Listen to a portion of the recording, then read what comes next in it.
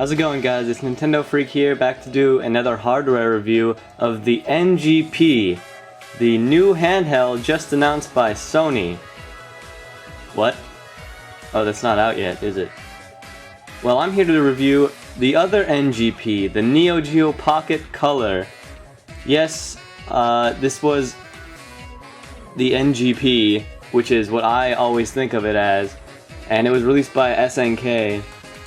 Now, there was a monochrome version that was released earlier in 1998, just called the Neo Geo Pocket, and then they later released this version, the Neo Geo Pocket Color. And I believe it's one of the most underrated handhelds ever. I mean, they had a ton of great games. It was just a really, really great handheld. Now, this came in a variety of different colors. I have the camouflage blue, or I believe that's what it's called, camo blue color.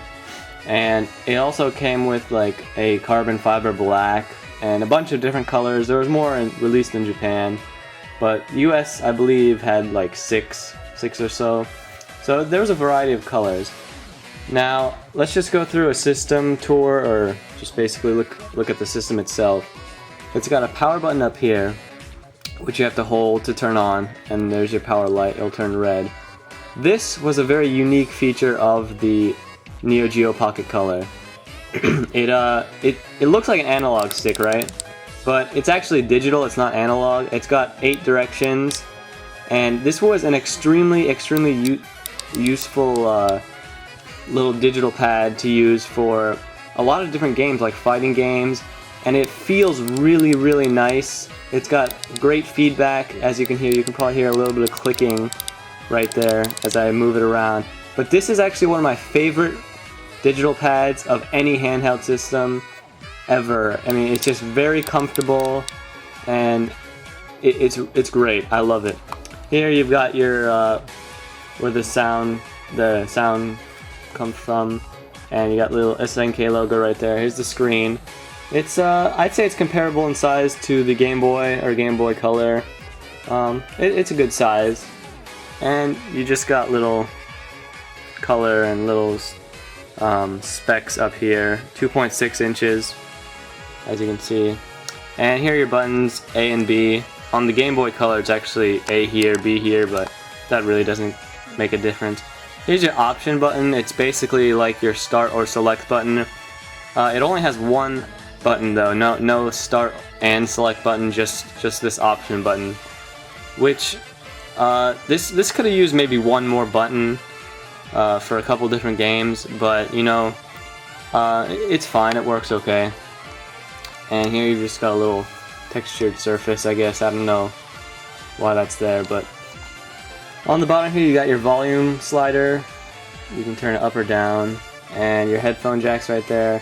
This I'm not sure. I believe it has a DC outlet thing. I think it might have been for if you didn't have any batteries and you wanted to attach it, or to put in a power out, so you get some power out of it. So let's see here. This right here, this is where you put a little watch type battery, which was another unique feature of this console. It actually had a little like main menu, kind of like the consoles have nowadays, but it's really simplistic. I'll show you that later, but yeah, this is another unique feature. I think the Neo Geo Pocket Color was really ahead of its time for a handheld.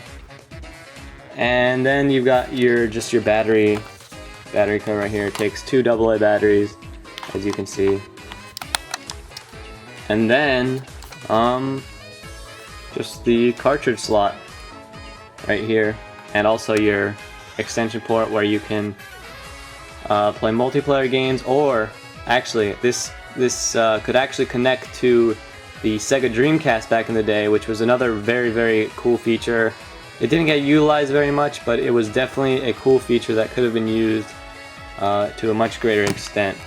Now, what I was actually trying to show you guys, if you don't have a game in, this will actually go to a little main menu, and there's the startup screen. But as you can see, it's the Pocket menu. You've got a couple different things like a calendar, world time. You can set up an alarm. You can look at your horoscope if you want to do that. But it was just really cool. Like, right now it is 1:06 p.m. You know, it's got all the features. It's February 2011. You didn't see this stuff in something like a Game Boy Color, which was very cool. It set it apart from other handhelds of the time.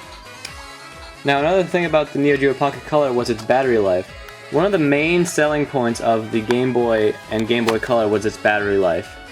The Game Boy Color had a huge battery life, and the old systems that tried to compete with Game Boy, they tried to put in so much power, like the Atari Lynx and Game Gear. They put in backlights and stuff that really drained power. But this has one of the best battery lives of any handheld I've ever played, really.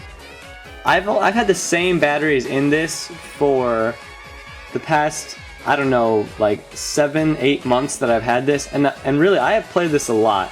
I've played at least 30 hours, I'm guessing, and the batteries still haven't gone down. The light will flash if there was low battery, but I haven't even seen it flash yet, which is pretty incredible in my opinion.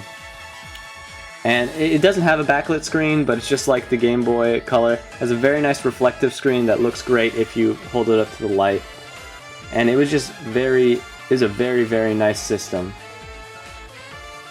As far as the games go, you know, you had a bunch of really cool games, like SNK vs. Capcom Card Fighters Clash, Metal Slug First Mission,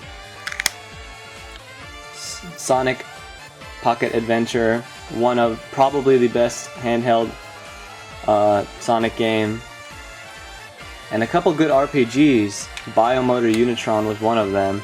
There was very few RPGs on the Neo Geo Pocket Color, and also you had a bunch of fantastic fighting games like SNK vs. Capcom Match of the Millennium. This was the system to get for your fighting games, really. There's a bunch of great fighting games, and it kind of reminds me of the 3DS because of the fact that the 3DS has a bunch of fighting games coming out for it. The Neo Geo Pocket Color was definitely an underrated handheld that I think should have gotten more praise, and I think it should have been more popular, to be honest. The games on it were fantastic.